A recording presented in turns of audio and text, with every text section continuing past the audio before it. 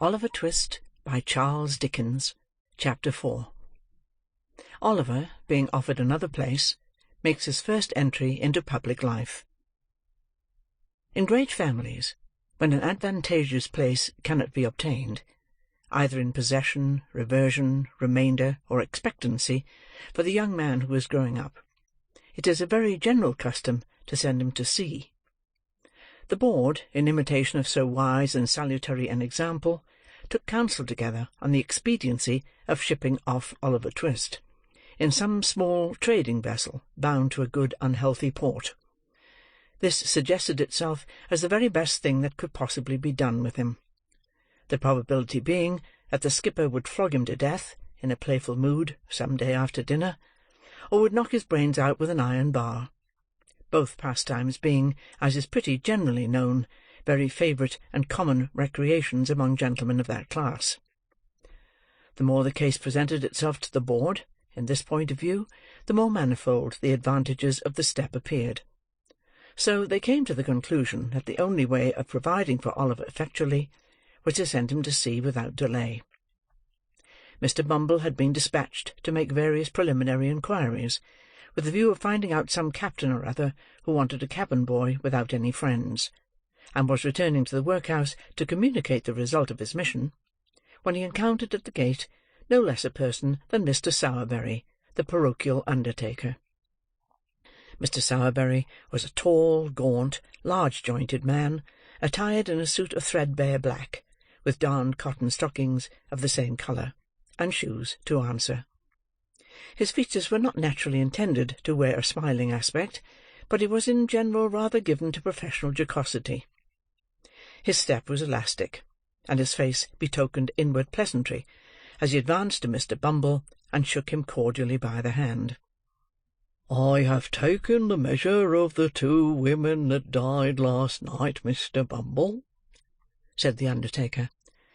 "You make your fortune, Mr. Sowerberry," said the beadle, as he thrust his thumb and forefinger into the proffered snuff-box of the undertaker, which was an ingenious little model of a patent coffin.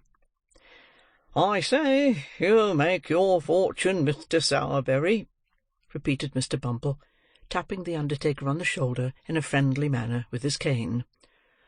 "Think so?" said the undertaker, in a tone which half admitted and half disputed the probability of the event. "The prices allowed by the board are very small, Mr. Bumble." "So are the coffins," replied the beadle, with precisely as near an approach to a laugh as a great official ought to indulge in. Mr. Sowerberry was much tickled at this, as of course he ought to be, and laughed a long time without cessation. "Well, well, Mr. Bumble," he said at length, "there's no denying that since the new system of feeding has come in, the coffins are something narrower and more shallow than they used to be, but we must have some profit, Mr. Bumble. Well-seasoned timber is an expensive article, sir, and all the iron handles come by canal from Birmingham." "Well, well," said Mr. Bumble, "every trade has its drawbacks. A fair profit is, of course, allowable." Of course," replied the undertaker. "And if I don't get a profit upon this or that particular article, why, I make it up in the long run. You see?" "Just so," said Mr. Bumble. "Though I must say," continued the undertaker, resuming the current of observations which the beadle had interrupted, "though I must say, Mr. Bumble, that I have to contend against one very great disadvantage, which is that all the stout people go off the quickest. The people who have been better off, and have paid rates for many years, are the first to sink when they come into the house, and let me tell you, Mr. Bumble, that 3 or 4 inches over one's calculation makes a great hole in one's profits, especially when one has a family to provide for, sir." As Mr. Sowerberry said this, with the becoming indignation of an ill-used man, and as Mr. Bumble felt that it rather tended to convey a reflection on the honour of the parish, the latter gentleman thought it advisable to change the subject. Oliver Twist being uppermost in his mind, he made him his theme. "By the by," said Mr. Bumble, "you don't know anybody who wants a boy, do you? A parochial 'prentice, who is at present a dead weight, a millstone, as I may say, round the parochial throat? Liberal terms, Mr. Sowerberry, liberal terms." As Mr. Bumble spoke, he raised his cane to the bill above him, and gave 3 distinct raps upon the words £5, which were printed thereon in Roman capitals of gigantic size. "Gadso," said the undertaker, taking Mr. Bumble by the gilt-edged lapel of his official coat, "that's just the very thing I wanted to speak to you about. You know, dear me, what a very elegant button this is, Mr. Bumble. I never noticed it before." "Yes, I think it rather pretty," said the beadle, glancing proudly downwards at the large brass buttons which embellished his coat. "The die is the same as the parochial seal, the Good Samaritan healing the sick and bruised man. The board presented it to me on New Year's morning, Mr. Sowerberry. I put it on, I remember, for the first time, to attend the inquest on that reduced tradesman who died in a doorway at midnight." "I recollect," said the undertaker. "the jury brought it in. Died from exposure to the cold and want of the common necessaries of life. Didn't they?" Mr. Bumble nodded. "And they made it a special verdict, I think," said the undertaker, "by adding some words to the effect that if the relieving officer had—" "Tush! Foolery!" interposed the beadle. "If the board attended to all the nonsense that ignorant jurymen talk, they'd have enough to do." "Very true," said the undertaker. "They would indeed." "Juries," said Mr. Bumble, grasping his cane tightly, as was his wont when working into a passion. "Juries is ineducated, vulgar, grovelling wretches." "So they are," said the undertaker. "They haven't no more philosophy nor political economy about them than that," said the beadle, snapping his fingers contemptuously. "No more they have," acquiesced the undertaker. "I despise 'em," said the beadle, growing very red in the face. "So do I," rejoined the undertaker. "And I only wish we'd a jury of the independent sort in the house for a week or two," said the beadle. "The rules and regulations of the board would soon bring their spirit down for 'em." "Let them alone for that," replied the undertaker. So saying, he smiled approvingly, to calm the rising wrath of the indignant parish officer. Mr. Bumble lifted off his cocked hat, took a handkerchief from the inside of the crown, wiped from his forehead the perspiration which his rage had engendered, fixed the cocked hat on again, and, turning to the undertaker, said in a calmer voice, "Well, what about the boy?" "Oh," replied the undertaker, "why, you know, Mr. Bumble, I pay a good deal towards the poor's rates." "Ahem!" said Mr. Bumble. "Well?" "Well," replied the undertaker, "I was thinking that if I pay so much towards him, I've a right to get as much out of him as I can, Mr. Bumble, and so I think I'll take the boy myself." Mr. Bumble grasped the undertaker by the arm, and led him into the building. Mr. Sowerberry was closeted with the board for 5 minutes, and it was arranged that Oliver should go to him that evening, upon liking, a phrase which means in the case of a parish apprentice, that if the master find, upon a short trial, that he can get enough work out of a boy without putting too much food into him, he shall have him for a term of years to do what he likes with. When little Oliver was taken before the gentleman that evening, and informed that he was to go, that night, as general house-lad to a coffin-maker's, and that if he complained of his situation, or ever came back to the parish again, he would be sent to sea, there to be drowned or knocked on the head, as the case might be, he evinced so little emotion that they by common consent pronounced him a hardened young rascal, and ordered Mr. Bumble to remove him forthwith. Now, although it was very natural that the board, of all people in the world, should feel in a great state of virtuous astonishment and horror at the smallest tokens of want of feeling on the part of anybody, they were rather out, in this particular instance. The simple fact was, that Oliver, instead of possessing too little feeling, possessed rather too much, and was in a fair way of being reduced for life to a state of brutal stupidity and sullenness by the ill usage he had received. He heard the news of his destination in perfect silence, and having had his luggage put into his hand, which was not very difficult to carry, inasmuch as it was all comprised within the limits of a brown paper parcel, about 1/2 foot square by 3 inches deep, he pulled his cap over his eyes, and once more attaching himself to Mr. Bumble's coat-cuff, was led away by that dignitary to a new scene of suffering. For some time, Mr. Bumble drew Oliver along, without notice or remark, for the beadle carried his head very erect, as a beadle always should, and, it being a windy day, little Oliver was completely enshrouded by the skirts of Mr. Bumble's coat as they blew open, and disclosed to great advantage his flapped waistcoat and drab plush knee-breeches.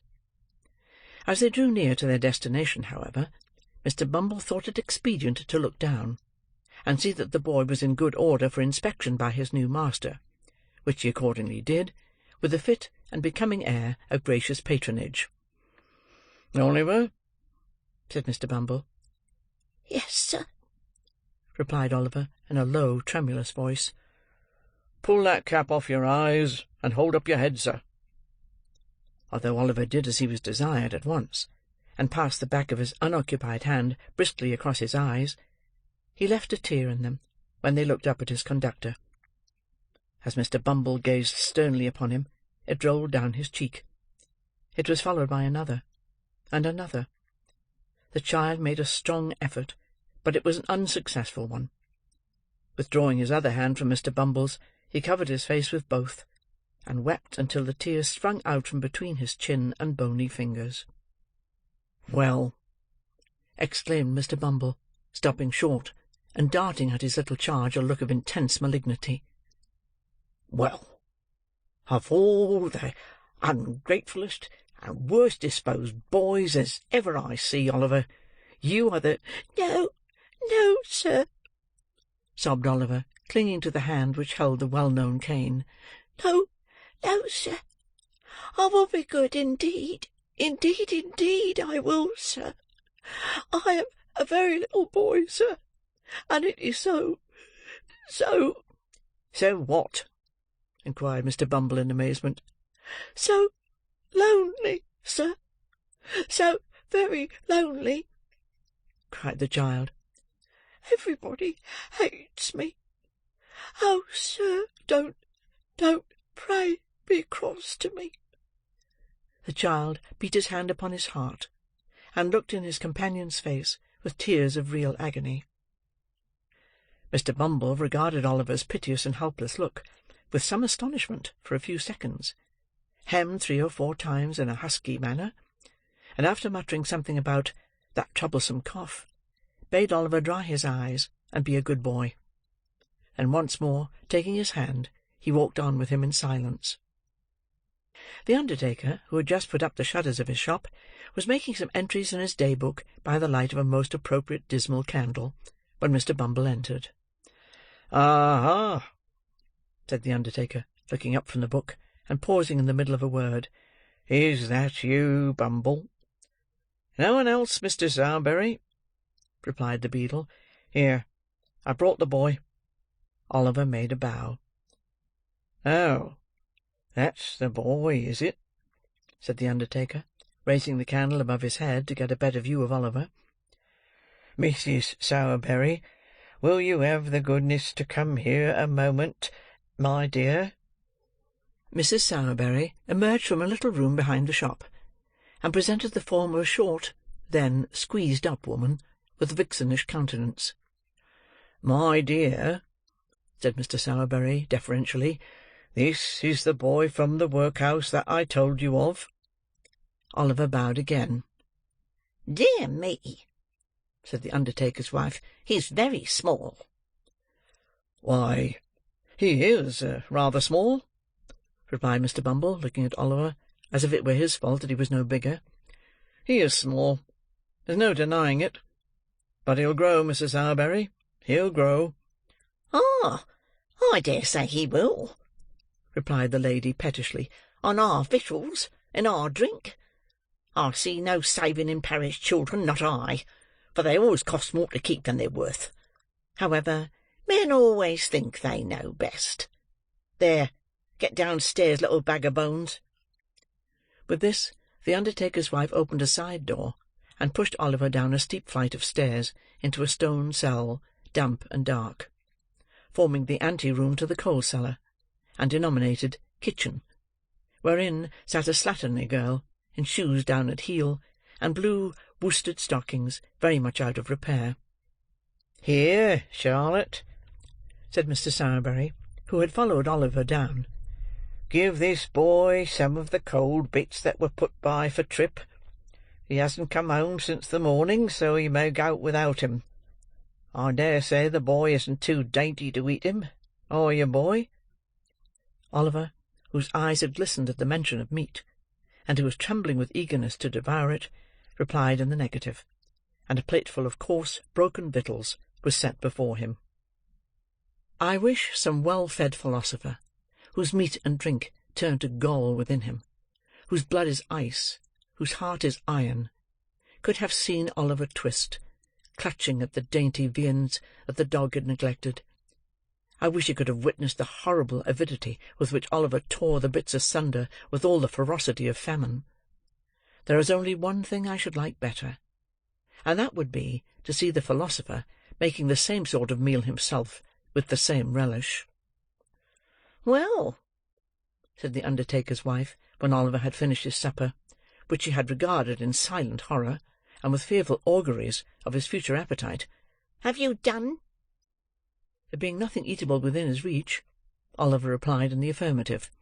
"Then come with me," said Mrs. Sowerberry, taking up a dim and dirty lamp, and leading the way upstairs. "Your bed's under the counter. You don't mind sleeping among the coffins, I suppose? But it doesn't much matter whether you do or don't, for you can't sleep anywhere else. Come, don't keep me here all night."